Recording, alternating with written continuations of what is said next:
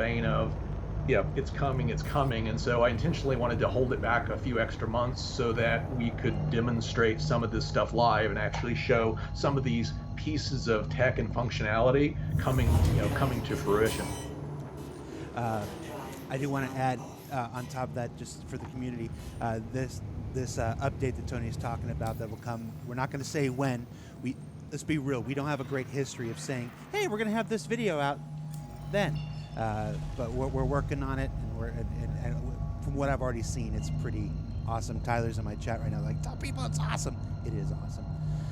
It's kind of like a release to where there are certain things you want to demonstrate, and there's always a little bit of uncertainty with respect to development schedules. And so it's difficult to say precisely, but we are already deep into testing multiple facets of what we're aiming to deliver, so it's coming. Just in our long history of saying, hey, we're going to have a special video out at this point talking about this thing. Our track record's not so good. So just hang tight. All right, so right now on the PTU, there's a dynamic event, our first dynamic event, called Xeno Threat, that's currently being tested now. Without spoiling the event, we obviously don't want to break it down and be like, hey, phase 1 is this. We don't want to go into that much detail on it. But tell us what Xeno Threat is, what we're hoping to accomplish. There were two primary things on our mind when thinking about this event, and we started discussing this internally probably almost a year ago. Back in first quarter 2020, what we wanted to achieve, and the other thing that we wanted, besides it being fun, was that it wouldn't cause us to deviate too much from the natural trajectory of the development effort. In other words, it couldn't be too disruptive. We wanted to take the things that logically followed in terms of development effort and look for ways that we could exploit, reveal these to players and basically improve the overall gameplay experience. And in certain cases, of course, a little bit more effort here, pushing something else back to free up some bandwidth so that we could polish something a little sooner than it would otherwise be the case. That always happens.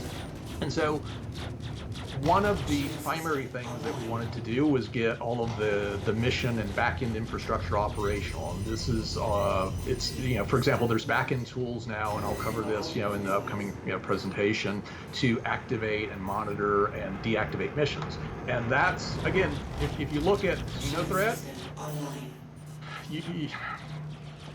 the amount of work that's gone into allowing this event to basically be to be activated is far larger than what you're able to see right now. What I mean by that is it exposes an entirely different way for designers to start to set these things up.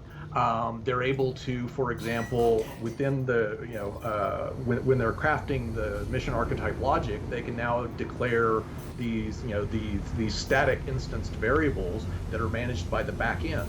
And they also have the concept of phases, which are conditionals that can be associated with these variables that are managed by the back end. And the significance of this is that we can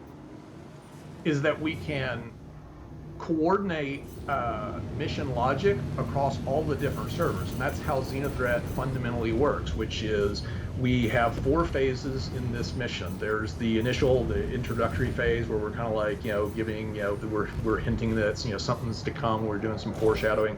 There's the actual javelin restocking phase. Then there is the climactic battle scene, and then there's the conclusion. And all of these are really the representative. And what this event allowed us to do, most importantly, was to test and refine and get all this stuff out and working in the real world. Like so now you've actually got a dynamic mission service, and you actually have the concept of these global variables, and the mission, the designers are able to communicate with them through subsumption task archetypes, and we're able to do these conditional evaluations. We're able to basically have the backend synchronize however many servers we have to keep them all in lockstep.